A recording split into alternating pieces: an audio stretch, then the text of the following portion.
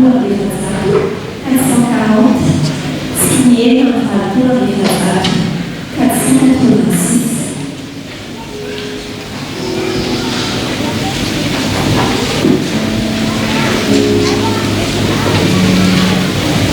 Per lei si chiamava sia per il governo di Yuka tu fare il futuro.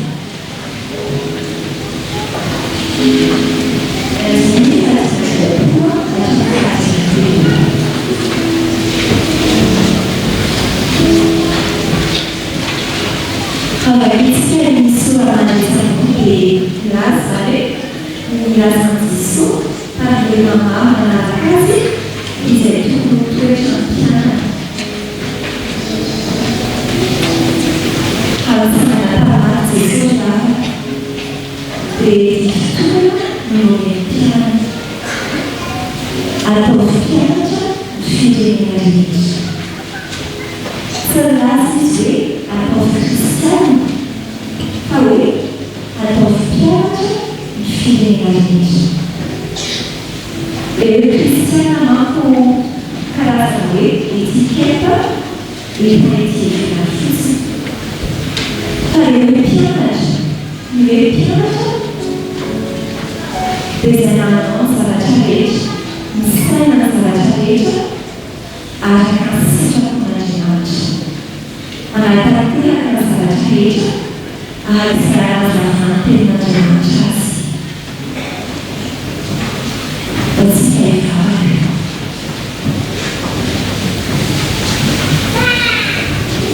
Já é a suficiente. Por apenas uma casa nossa é muito fácil para ela. Trabalhar a vida é isso aí. A ficar tudo para o chão e por aí fácil para ela.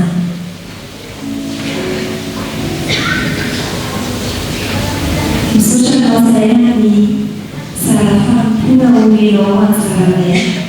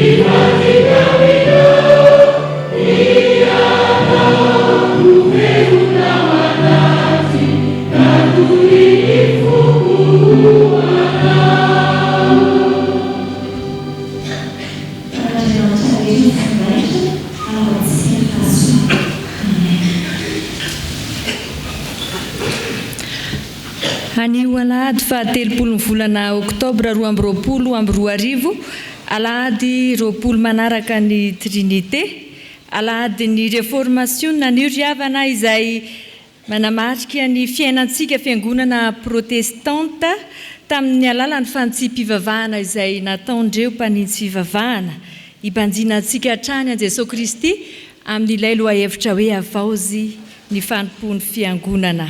Riavana malala ho aminareo anie ny fahasoavana sy ny fiadanana avy amin'ilay ankehitriny sy taloha ary ho avy ary avy amin'ny fanafito eo alohan'ny seza fiandrianany. Amen. Ho fiderana sy fisaorana an'Andriamanitra andeha hamaky ny salamo isika.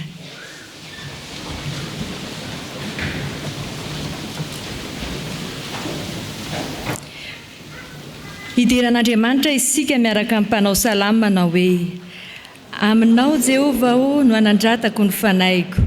Andriamanitra ianao ny tokoiko. Aoka tsy homenatra aho, aoka tsy hifalian'ny fahavaloko aho. Eny tsy homenatra izay rehetra miandry anao, fa izay mivadika anao fomenatra. Ampahafantaro ny lalanao aho Jehova, ampenaro ny sitraka ao aho. Amen.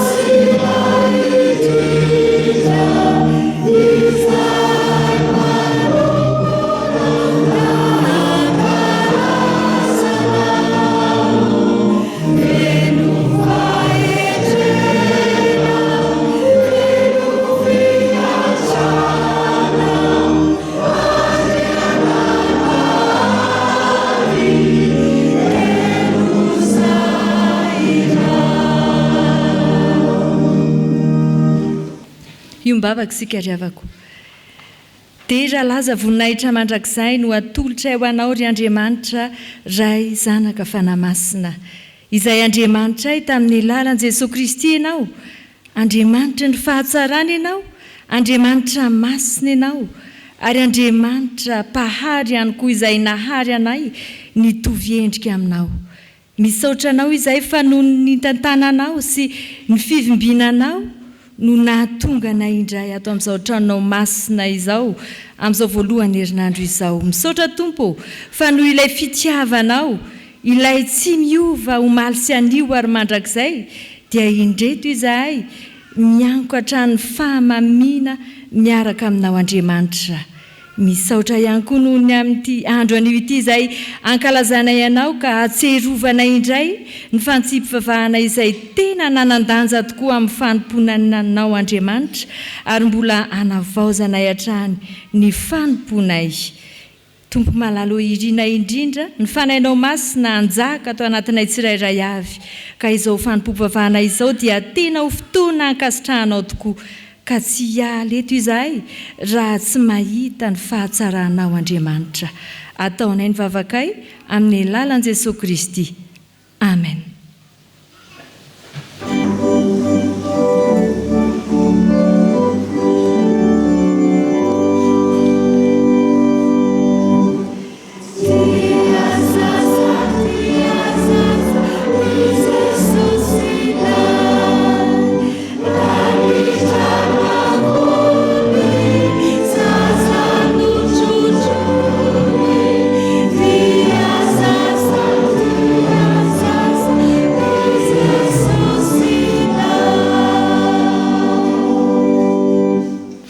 ivavakisika misaotra anao izay ry tompo ty anay a noho ny amin'izao fotoana izao fa Andriamanitra tehiteny aminay ankizy tanora rehetra ianao. Fantatray fa manakambara aminay ianao satria tena tianao izahay hanaraka sahady ny sitraponao. Dia nitenena Jesosy fa miaino anao ny mpanomponao. Amen. Matio 7:20 ny 7:20. Matio 7:20 ny 7:20. Rankizy tanora no angalantsika andray ny hafatra Jesosy Kristy amin'izao maraina izao. Andenge vakitsika rehefa niarana hitsika Matio Lioka 7:20 ny 7:20. Lioka 7:20 ny 7:20. Iarahantsika mamaky amin'ny anaran'i Jesosy. Nazovy no tsy mitondra ny azy fijaliana ka tsy manaraka dia tsy azo ekena ho mpianatra izy. Vakianareo ary hoe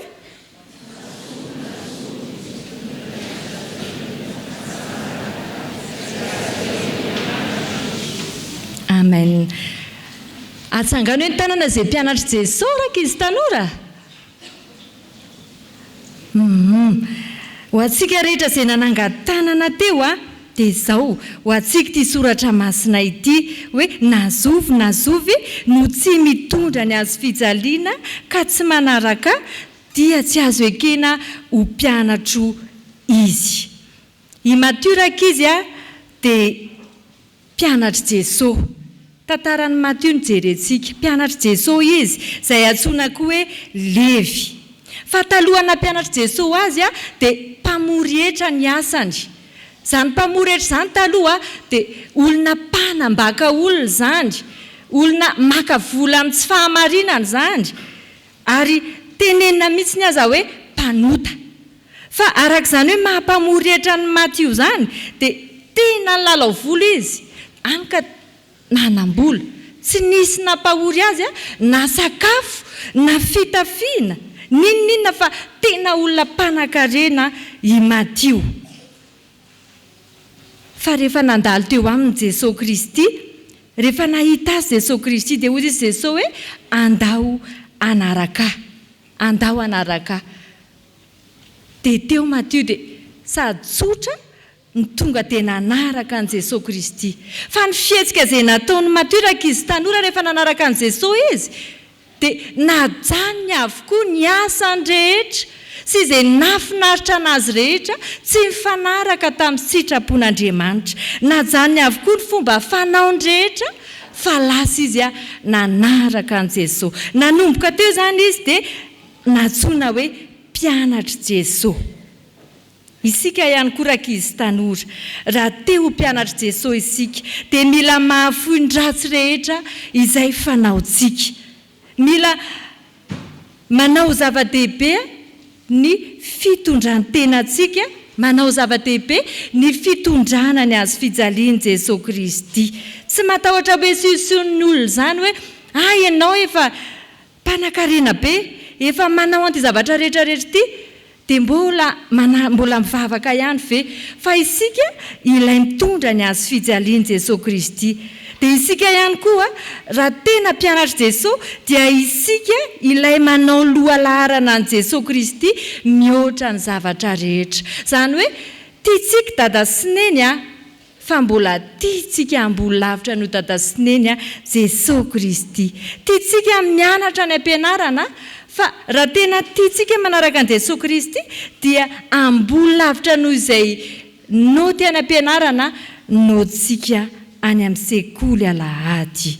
Hoy izay soratra masina teo hoe nazovy ny tsy mitondra ny azy fijaliana ka tsy manaraka dia tsy azo ekena ho mpianatra izy. Aiza moa no misy an'izany rankizy tanora?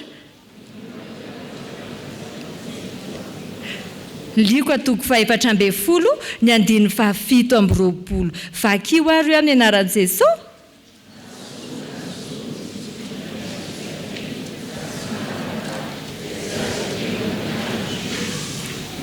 Amen. Ivavaka isika.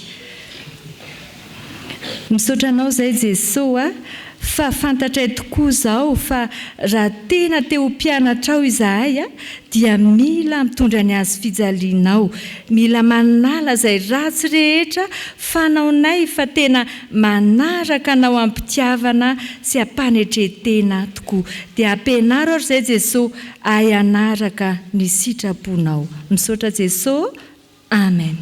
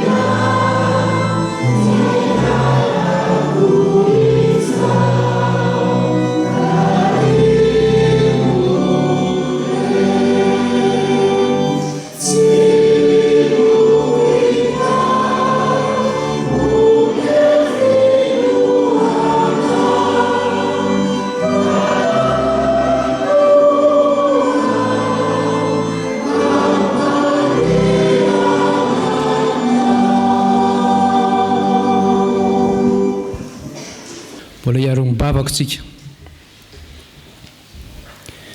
Midera mankalaza mitsokanao izay ry tompony tompo, mpanjakany mpanjaka.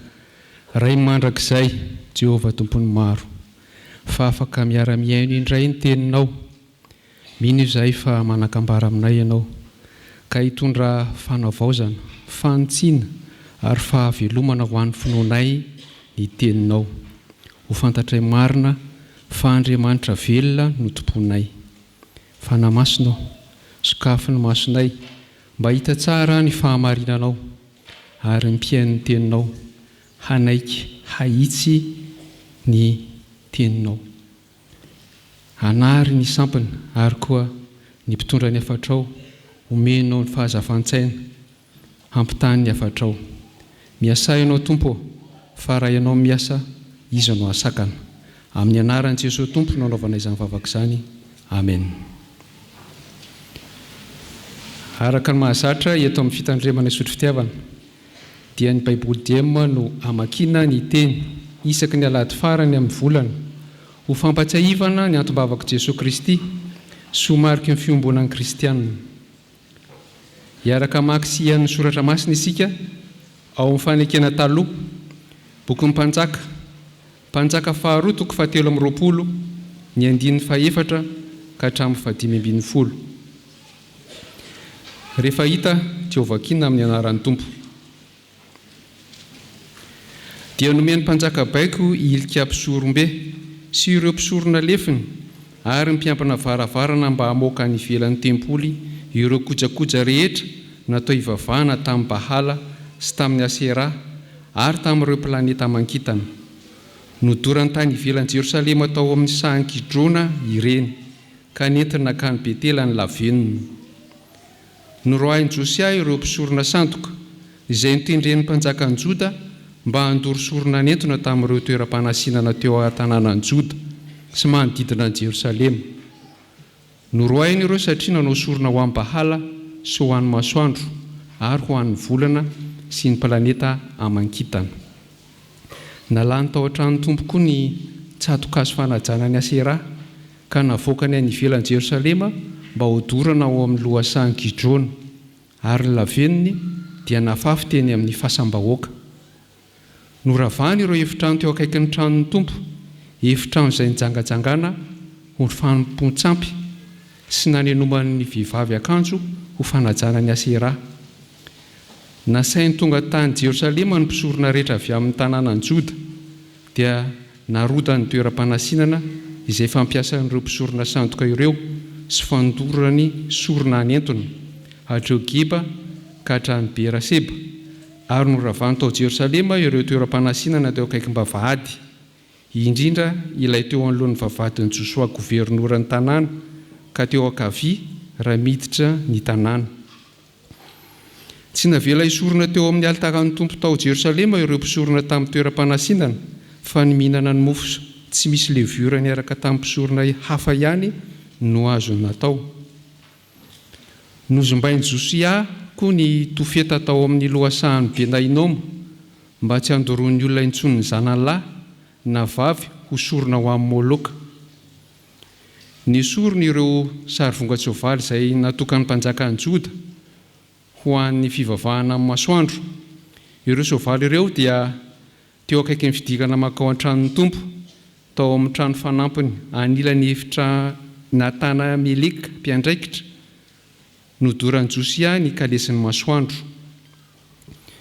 Noravan'ny mpanjaka ireo alitara natsangan'ny mpanjakan'ny Joda teo an-tampotran'ny Ahaza, ary koa ireo alitara natsangan'ny Manase tao amin'ny kianjan'ny roan'ny tranon'ny tompo, ka nampamotehany ary nasaina fahaferan'ny lohasahan'i Gidrona ny vovoka taminy. Nozombain'ny mpanjaka ihany koa ireo toeram-panasinana tandrifin'i Jerosalema izay naorin'ny Salomona mpanjakan'i Israely teo amin'ilay ilany atsiomin'ny tendrombohitra analan'ny Oliva ho an'ny Astoreta sampindozan'ny Sidonianina sy ho an'ny Kemosy sampindozan'ny Moabita ary ho an'ny Milkoma sampindozan'ny Hamonita. No mitsany ny tsangam-bato tsampy sady nokapainy ny tsatokazo fanajana ny Asera, ka nofenoan'ny taolapatin'olona ny toerana. Noravan'i Josia ihany koa ny alitara tao Betela izay toeram-panasinana nataon'i Jeroboama zanaka lahy Nebata mba hitarihany an'i Israely hanoto. Eny, noravan'i Josia io alitara io sy ilay toeram-panasinana ka nidorany sy nitorotoroiny ho vovoka, ary nidorany koa ny tsatokazo fanajana any Asera.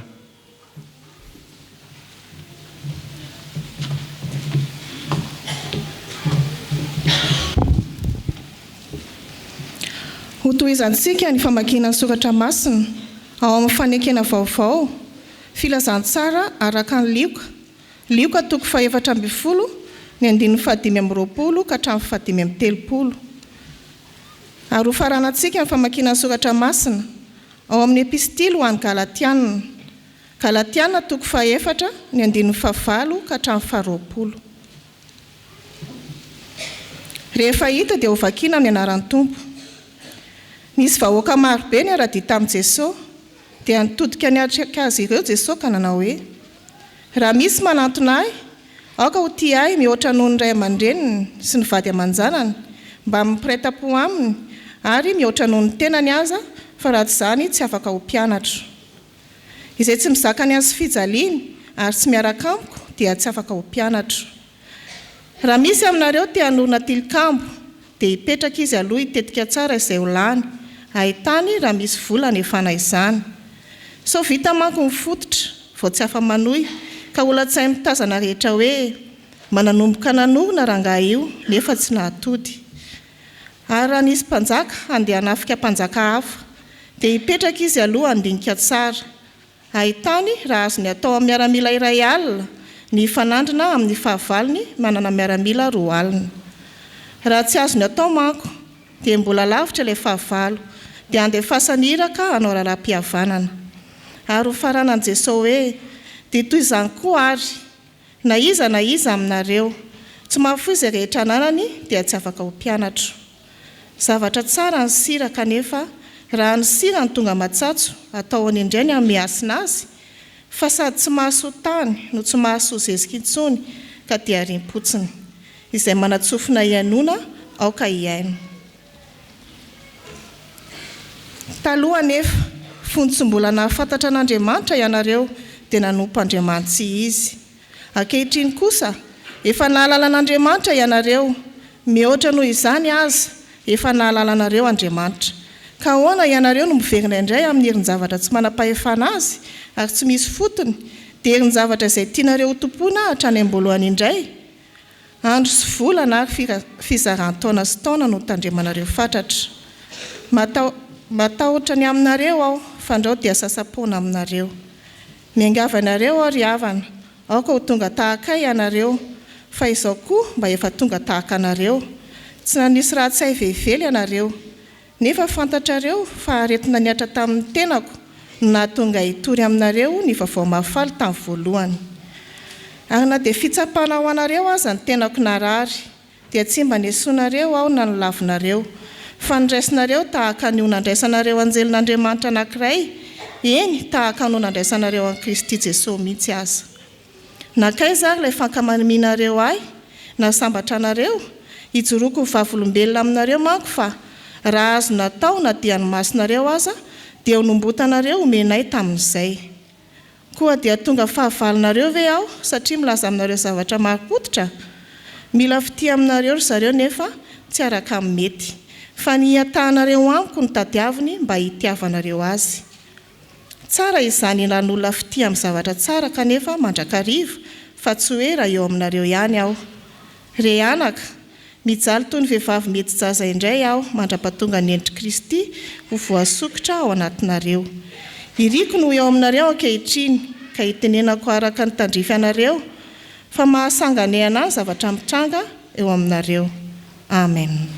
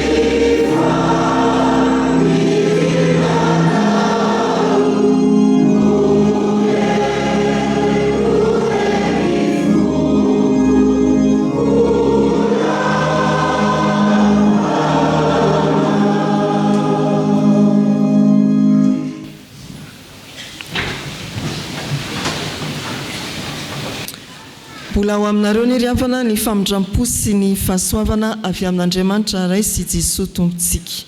Ary ny fanahy masina dia hitarika antsika hatrany hampianatra antsika ny zavatra rehetra. Mpanjaka faharoa toko fahatelo amby roapolo ny andininy fahaefatra hatramin'ny fahadimy ambin'ny folo. Efa novakiny namana mpiara-miasa teo izany riavana. Avaozy ny fanompon'ny fiangonana alahady 30 oktobra, alahady ahatsiarovana indrindra ny fanitsim-pivavahana na ny reformationna, tantara nampiodina ny fiainan'ny fiangonana kristianina izany. Rehefa nanaraka ny vaky ny perikopa teo isika dia manomboka amin'ny fiaviana maherisetra na masika, ny amin'ny nandravanjosia, ny tompotsampy rehetra, ny fitaovan'ny fanompo-tsampy rehetra, ny perikopa. Fa tena ilaina fantana hoe fananinina izy no nanao an'ity fihetsika tao maherisetra sy masika ity. Raha vao nandray ny fanjakana Josia eo amin'ny toko 220, rehefa tonga teo amin'ny 29 taona ny fanjakany, dia naniraka ny mpitahiry vola izy atao hoe Safana hankany amin'ny mpisorona any an-tempoly haka ny vola, ohatran'ny hoe haka ny vola rakitra. Fa rehefa tonga tany nga Safana mpitahiry vola, dia hoy ny mpisorona hoe hitako ny boky ny lalàna, ary ity ento atolory ny mpanjakako, tsy ny vola ihany fa ento koa ity boky ny lalàna ity atolory ny mpanjaka. Rehefa nandray ny boky ny mpanjaka dia novakiana nandritra ny fitafiana izy, fa tsy afa-po tamin'izany izy, fa nampaniraka iraka maromaro andeha any amin'ny mpaminany vavy atao hoe Holda, hitady fanazavana inona ny dikan'io soratra masina io, inona ny dikan'io lalàna io. Dia nanazava ny mpaminany ary nitondra ny fanazavana tany amin'ny mpanjaka ireto iraka. Rehefa voarain'ny mpanjaka ny fanazavana ny lalàna na ny soratra masina, dia nanavao ny fanekeny hanompo an'Andriamanitra ny mpanjaka. Nanaraka azy koa ny vahoaka nentiny araka ny voasoratra eo amin'ny mpanjaka 2:7 andininy 1-7.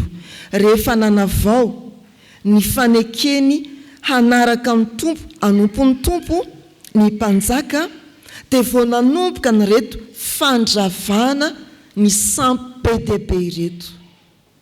Ireto zany no fototra iorenany atao hoe fiavaozana.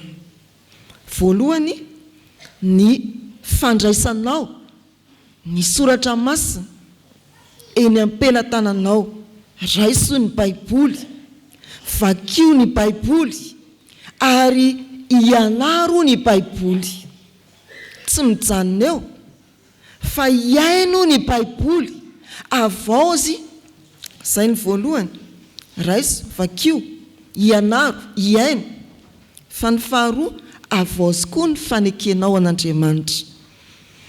Rehefa vitan'ny Josia zany dia nanomboka n'izao fanadiovana, fanavaozana manontolo izao izy. Ny voalohany, manomboka eo amin'ny fiangonana, tao amin'ny tempoly. Rehefa voarainy ary fantany sy niainany ny soratra masina, dia nanao ny fanitsiana ny tsy mety izy, midorany olavenina, ny tsy mety rehetra. Rehefa mamaky sika dia hoe ny lasa lavenina ka ny vovoka, natao tao betela ny vovoka, nafafy teny amin'ny fahasambahoaka, zany ny voatany isato. Ny fanombohana ny fanitsiana voalohany dia tao amin'ny fiangonana, atombohy eo amin'ny fiangonana ny fanitsiana izay tsy mety. Misongadina be ao amin'ny 4 fa lalina dia lalina ny fahotan'ny vahoaka ny Joda no ny sampy miandahy miambavy tao amin'ny tempoly. Inona no hoe sampy miandahy miambavy? Ny tsangambato hanomponan'ny Bala, ny fanomponan'ny Astarta izay andriamanibavy, Bala andriamanitra lehilahy, torak'izany koa ny Asera fanompona andriamanibavy. Astarta moa zany dia fanompona andriamanitra izay miantso ny olona ampifangaro ny fanompona amin'ny fijangajangana. hitantsika eo amin'ny 7 hoe manenina mihitsy ny vehivavy manao lay amin'ny fanompoana ny Astarta. Zay ilay hoe fanompoana mianda-miambavy. Tafiditra tao amin'ny tempoly ny fanompoana ny Andriamanitra Bala, Andriamanitra lehilahy, Andriamanitra vehivavy, Asera sy Astarta. Tena hoe fifangarahoana fanompo-tsampy araka ny karazany avy. Dia azontsika eritreretina ve hoe etsy zany ilay tsangam-bato anankiray, sanatriavina dia ery ny tsangam-bato anankiray dia ary koa misy dia etsy koa misy. Zany no tafiditra tao amin'ny tempoly. Izany no nandehanan'ny Josia voalohany. Tsy hoe izy niditra nandrava, fa ny bakio ny mpisorona be sy ireo mpisorona mpiara-miasa izy miaraka amin'ny mpiandry varavarana esory daholo ireo fanaky Bala sy Astarta ireo. Izay ilay fanitsiana, andravana ilay ota misongadina, ilay sampy miariary tao amin'ny fiangonana. Tena vonina amin'izany ve ianao? Raha mbola misy sampy miariary any atokantrano, nefa ny tokantranontsika kristianina vita mariazy,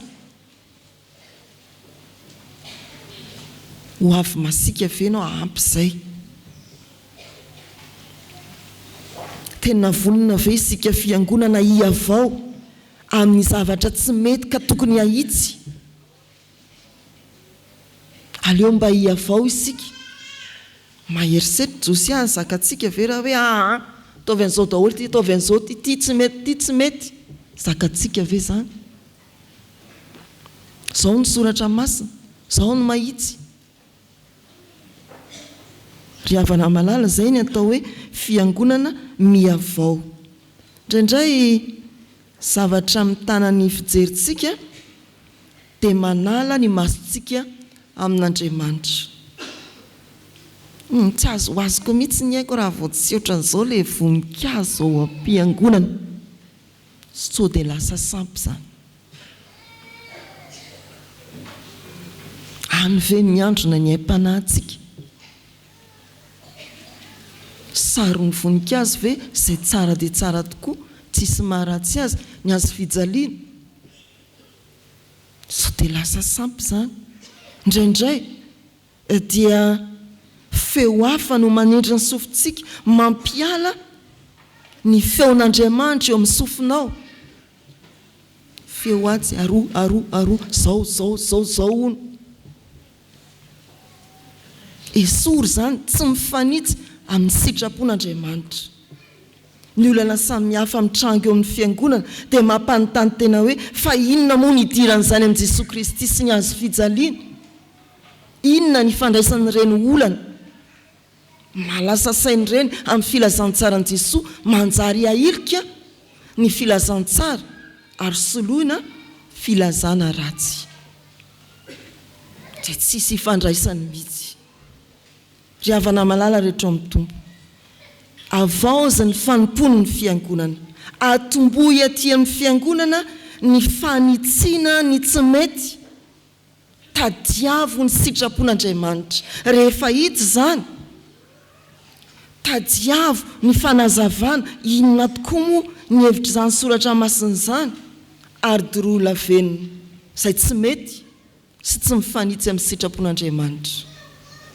Izay ny fiavaozana mahery vaika nentin'ny Josia tao amin'ny tempoly. Fa tsy nijanona teo izy raha ny 5 hatramin'ny 5 fa nalefa ny eran'ny tanàna ny fanitsiana, tsy malefadefaka fa toy ny teo ihany.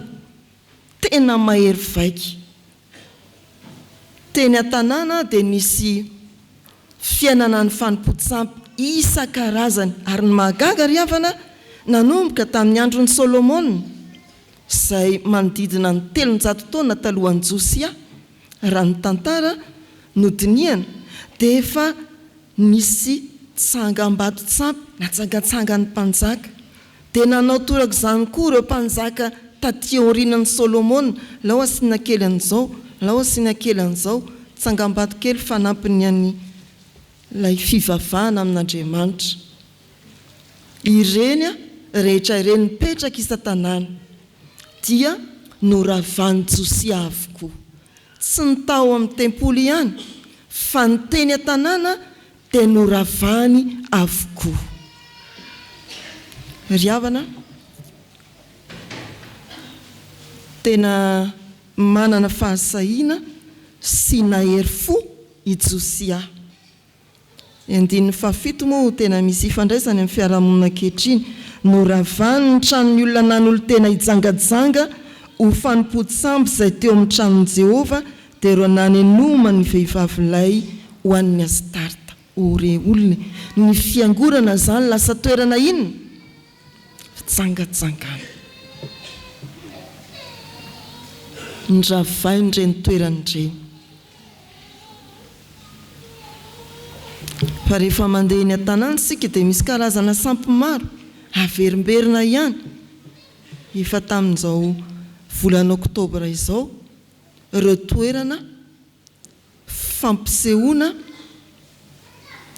na fijerena horonan-tsary izay misongona an'Andriamanitra. Rehefa alahady maraina ndeha ilahatra be ary amin'ny kianja malalaka ary fa mivoa amin'ny folo ny vavahady. Hijery mpanakanto heverina hoe malaza. Dia ihany adino Andriamanitra, horonan-tsary izay efa mivoy ilay foto-kevitra lavintsika kristianina ny amin'ny fanambadian'ny lasambilahana vavy samy vavy, misy mitsofoka kely eny anelanelany eny. Aza manao hoe mbola tsy hitako izany. Fantaro ny zavatra rehetra, manafika tsikelikely, mampanadino sitrapon'Andriamanitra. Fasahan'ny mpitondra fanjakana Josia ny nandravana izany ankitsirano, tsy ilaina, dorana. Misy an'izany ve aty antsika? Hatramin'ny fanohitra kely mamperitreritra ry havana. Ny mpitondra fanjakana Josia mpanjaka no mibaiko ny fiangonana raha vao ny sampy. Feankehitriny ny fiangonana sahirana miditra eny amin'ny fiarahamonina sy ny tompony andraikitra ara-panjakana handra ny sampy. Ao ireo toeram-pilibana, atraiza, tsy mifidy toerana, tsy mifidy fotoana. Rehefa mandeha ianao dia manontany hoe fa androinina androany, ay talata, nefa maninona? Vorivory ny zanaky ny tavoangy, ny zanaky ny loka, ny zanaky ny karatra, ny zanaky ny tsika alahady efa ifampitadiavana vao tafavory ny zanak'Andriamanitra. Mamperitreritra ane izany ry havana. Izany hoe toeram-pijangajangana, fanompoana ny Astarta. Dia efa mitatra ohatry ny tanàn'Antananarivo, tsy tsara lalàna intsony ny misy azy. Fa anitao se ianao mahita 720 hektara ianao gaga. Taloha tsy isy zany sa nisy zany ry tsika lehibe. Tao tsara lalàna ihany. Zaoko tsy hita zay hatrany talata maty misy. Fantaro ny zavatra rehetra fa izany ny endrika ny fiarahamonina anirahana antsika avaoza ny fanompon'ny fiangonana izay entsonantsika teny hoe torio ny filazantsara, ampahafantaro ny baiboly ary aseho fa misy kristianina ara-tsoratra masina eny amin'ny fiarahamonina eny. Aseho fa misy kristianina ara-tsoratra masina eny amin'ny fiarahamonina eny. Ianao no Josia. Aseho fa misy kristianina ara-tsoratra masina mivoaka eto amin'ny varavaran'ny fiangonana sy ny vavahady. Tsenain'ireo toerana samihafa hitantsika manodidina miorina maniry ohatry ny anana. Mbola tsisy nge hitsitsitsy tao anatin'ny 4 volana kely fotsy fa ohatray ary tao misy anitsy sady misy anitsy koa mampetrehitra ry havana maniry mitombo ireo karazana toby mampanadino an'Andriamanitra. Tsy tenena hoe toby tsampy fa tena toby mampanadino an'Andriamanitra. Atraizan'ny fahavononantsika ho avy mahery vaika tahaka ny Josia. Kristiana ara-tsoratra masina fendravana dia in'izao fiangonana miavao amin'ny fanompoana dia fiangonana mitady izay tombony mandrakariva ao amin'ny tenin'Andriamanitra. Tadiavo ny Baiboly, ianaro ny Baiboly, iaino ny Baiboly. Ahitsio izay tsy mety eo amin'ny fiainanao, eo amin'ny fiainan'ny fiangonana. Ahitsio izay tsy mety tandrify anao eny amin'ny fiarahamonina. Any amin'ny 10 hatramin'ny 10 dia mbola miditra lalindalina kokoa Josia mandravana ireo toby fisoronana fanaovana sorona olona izay fantatsika koa fa misy ary mianaka manerana ny Madagasikara. Miantso antsika ho toan'i Josia ry havana. Ny andron'ny réformation amin'ity ity. Alaliany ny soratra masina iaino ary mandehana. Mahery vaika sy masika eo amin'ny fiangonana sy ny fiarahamonina manana fahasahiana hanitsy mba handrosony ny fiangonana araka ny sitrapon'Andriamanitra. Ho an'Andriamanitra ny voninahitra. Amen.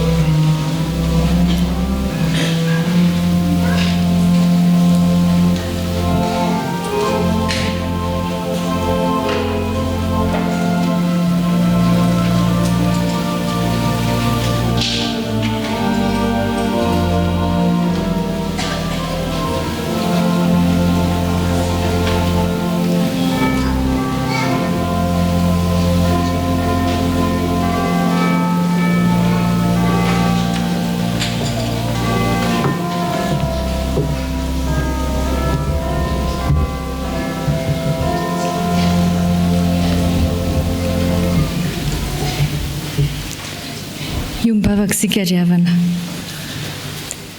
Tompo malalo misaotra anao izahay fa mazava taminay tsara ny teninao izay mampatsiahy anay, mananatra anay ary milaza aminay izay tokony ataonay amin'ny fanavaozam-panomponay. Izay tena miavao tokoa ianao dia say mazoto mamaky ny soratra masina ary mankatoy izay ambaranao. Ao amin'ny soratra masina no ahitanay ny sitraponao ka ahafahanay manintsy izay toetra anay rehetra. Takinao koa izahay azoto makaty amin'ny trano fiangonanao izay anambaranao aminay ny sitraponao mazava tsara mba ahafahanay manintsy ny lalanay ka ahafahanay manintsana rehetra izay fomba ratsy tsy mifanaraka amin'ny sitraponao. Ahafahanay mahafantatra amin'ny atsipirian'ny fitondrantenanay tokony ataonay satria tokoa izay reto ilay fiangonana manavao ny fanomponay isan'andro aminao.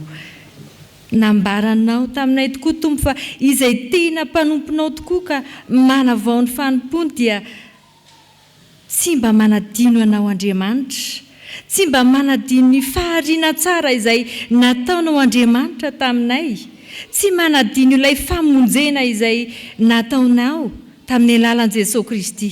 Indrindra tsy manadino ny fanainao masina izay mitarika aminay isan'andro. Tompo malalo, misaotra fa tena tianao izahay, ho tena mahatsapa tena fa ianao Andriamanitra tsy mahafoina mahasaraka anay. Tianao izahay hijoro vavolombelona eny amin'ny fiarahamonina eny ka tena solo-tenanao Andriamanitra azo alaitahaka amin'ny fitondrany tena masina rehetra izay nampianarina ho anay, ka samy manambara ihany koa ny fahatsaranao amin'ny olona rehetra izay mifanerasera aminay. Raha mandray izany sitraponao izany izahay dia menatra ihany. Toa matsiaro tsy tanteraka izahay Tompo, ka manondrika ny lohanay mangataka famelan-keliko avy aminao. Fa matetika izahay toa manadino mamaky ny teninao. Matetika izahay tsy manam-potoana amakiana ny teninao Andriamanitra. Eny fa nandraindray ary izahay tsy tonga mivavaka mihaino sitraponao ato amin'izao tranonao masina izao, fa atakalonay fotoana hafa ilay fotoana izay tokony hiainonay ny sitraponao. Any ka lasa izay fitondran'ny tenanay, any ka lasa izay eritreritra sy izay ataonay rehetra dia toa tsy mifanaraka amin'ny sitraponao, satria tsy mazoto mamaky ny teninao izahay, tsy mazoto mihaino ny hafatra avy aminao izahay. Mifona Andriamanitra, fa izahay ireto mihitsy indraindray ilay manala baraka ny anaranao eny amin'izay fiarahamonina misy anay eny. Matetika ary dia toa ny fiarahamonina indray no manintsy anay. Menatra anao izahay, manoloana ny sitraponao fa tsy tanteraka ireny. Tompo malalo, mamindrafo aminay, mamelany elokay.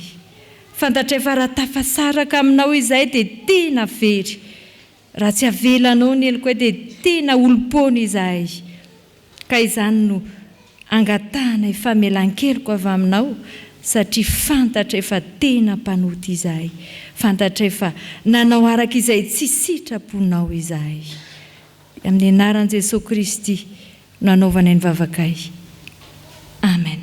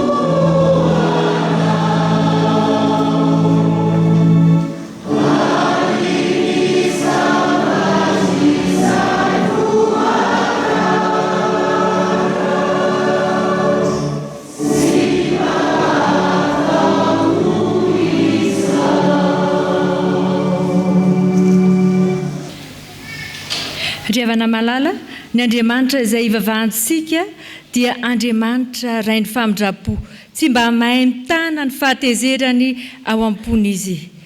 Koa hitsangana ary isika andray ny teny famelan-keloka izay omen'ny Tompo atsika.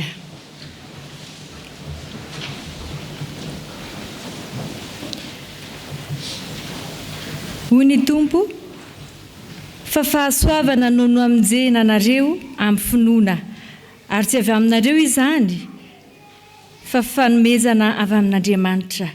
Tsy avy amin'ny asa fandrao izy irehare, fa asany isika voaforany tao amin'i Kristy Jesosy mba hanao asa tsara izay namboarin'Andriamanitra raha teo mba handehanantsika eo aminy. Amen. Ambarariavana fa voavelany elokareo noho ny anarany masina. Amin'izao sisa izao aza manota intsony.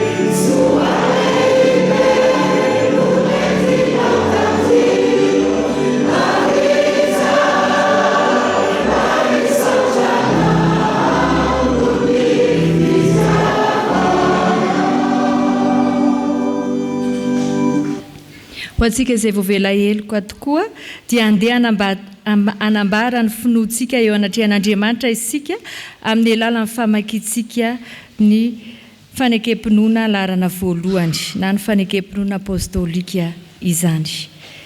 Mino an'Andriamanitra ray sy Tompo mpanao lanitra sy ny tany aho, ary mino an Jesosy Kristy zanan'ilay tokana tompontsika izay nitotoroana tamin'ny fanahy masina, nateraka Maria Virginy, nijaly raha nanapaka Paoly dia Pilato, nombona tamin'ny hazo fijaliana, maty ka nalevina, nidina tany amin'ny fiainana-tsy hita, nitsangana tamin'ny maty tamin'ny andro fahatelo, niakatra ho any an-danitra, nipetraka eo ankavanan'Andriamanitra ray tsy toa, avy any ho eviany tsara ny velona sy ny maty. Mino fanahy masina aho, fiangonana masina maneran'izao tontolo izao, fiombonan'ny olona masina, ny famelan-keloka, fitsanganan'ny tena maty, ary ny fiainana mandrakizay. Amen. Amen.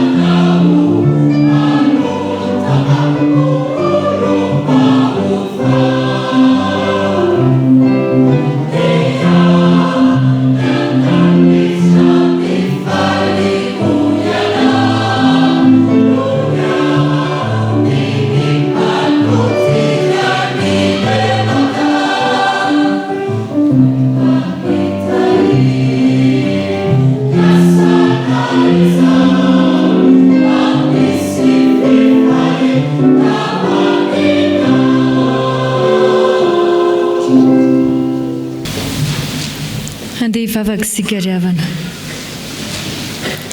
Indreto izahay tompo ilay mpanomponao vonina miavao ary manavao ny fanomponay eo anatrehanao. Indreto izahay ilay mpanomponao mazoto ary azoto ny amaky ny soratra ao masina mba hitondranay ny fiainanay. Indreto ihany koa izay ilay mpanomponao samy joro vavolombelona tokoa fa tena zanaka ao Andriamanitra mitondra ny tena ho toy ny fitondran-tena masina tahaka anao Andriamanitra, tsy manadino anao amin'ny androm-piainanay rehetra. Tompo malalo amin'izao aladiny reformationa izao dia tsaronay hatrany ny fanontsim-pivavahana izay nataon'ireo mpanomponao, izay nanintsy tokoa ny fomba mpivavahana rehetra anaraka sy fanaraka arak'izay voalazan'ny soratra ao masina. Ankehitriny ary dia mangataka izay ny tehirizanao an'izany hatrany mba ho fitondran-tenana ihany koa sy izay rehetra asa fanomponay dia tena tsy hivoana fa tena hifanaraka amin'izay rehetra voalazan'ny soratra masina. Ny Fiangonan'i Jesosy Kristy eto Madagasikara, ny ambaratonga andrafitra rehetra izay mandrafitra izany, ny sampana rehetra izay velona ka manatanteraka ny iraka ao Andriamanitra, ny mpitandrina rehetra izay solo tenanao na ny am-perinasa na ireo izay efa misotro ronono, ny kristiana rehetra mpanaradianao Jesosy Kristy. Tehirizy rehetrarehetra mba hitondra ny fiangonanao amin'ny fahamasinana, amin'ny fahamarinana ary indrindra amin'ny fitiavana anao Andriamanitra sy arak'izay ambaranao ao amin'ny soratra masina. Tompo malalo tsy mitsahatra izay manankina ny fiainanay tsirairay avy eto am-pelantananao. Omeo fahasalamana tompo ireo izao azony tsy fahasalamana. Omeo fifaliana sy ny fiadananao ireo izay miatrikady sy fahasarotam-piainana maro samihafa. Tompo malalo, tolorin'ny fahasambaranao ny tokantrano tsirairay avy ka iaina amin'ny fahasoavanao isan'andro san'andro, na ny zanaka na ireo ray aman-dreny. Mitondram-bavaka izahay ho an'ray aman-dreny mpitandrina izay nomena ho anay, solo tenanao Andriamanitra atao amin'izao fitandremana hisotro fitiavana izao. Dia tafionerinao izy sy ny ankohonany, tafio ny fomba anao tanteraka eo am-panatanterahana ny asa masina izay napetraka ao taminy. Inonay fa izay rehetra mahasoa anay tompo, nefa tsy voatoy ny vavanay, dia tanterao ary aky ny habe ny fahasoavanao. Izany vavaka izany dia ampombonay amin'ilay vavaka nampianarin'i Jesosy Kristy anay manao hoe: Rainay eo izay ny an-danitra, ho amasinana eny anaranao, ho tonga eny fanjakanao, atao eny sitraponao, ety an-tany tahaka ny any an-danitra. Omeo anay ny izana sahaza ho anay ary mamelany eloko ay tahaka ny amelanay izay meloko taminay. Aza mitondra anay amin'ny fakapana fa manafahanay amin'ny ratsy. Anao ny fanjakana sy ny hery amin'ny voninahitra mandrakizay. Amen.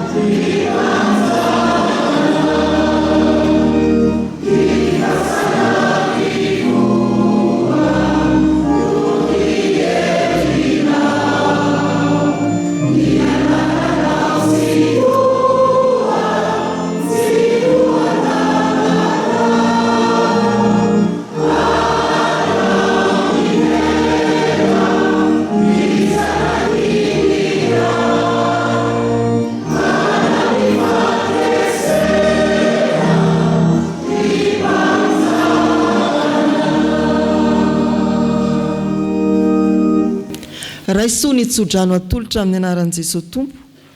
Andriamanitra ny fiadanana izay mitondra an'i Jesosy Tompontsika mpiandro indro lehibe hiala amin'ny maty, mitondra ny ranon'ny fanekena mandrakizay. Izy ny hatanteraka anareo amin'ny tsara rehetra hanao ny sitrapony, ka hiasa ao anatinareo izay ankasitrany eo masony amin'ny alalan'i Jesosy Kristy. Amen.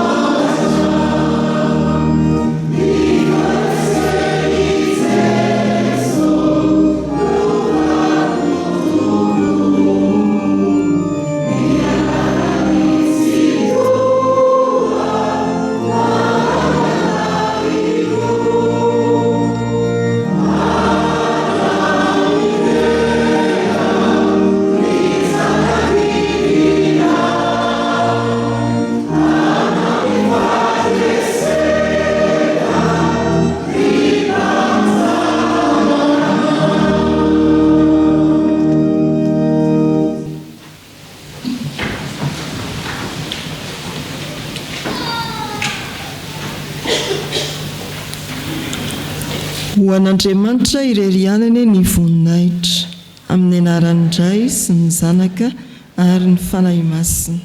Amen.